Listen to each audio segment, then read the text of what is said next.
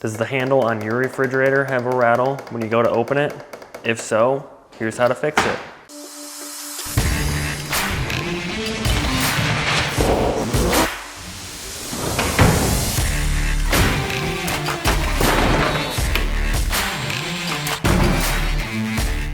Once you locate which area the handle rattles, you'll need to tighten that set screw. The set screw is typically a hex wrench, or commonly known as an Allen key, so you'll need to find a hex wrench to tighten it. This tool is usually formed of a single piece of hexagonal rod bent into the shape of an L. Once you have the correct hex wrench, insert it and turn clockwise to tighten.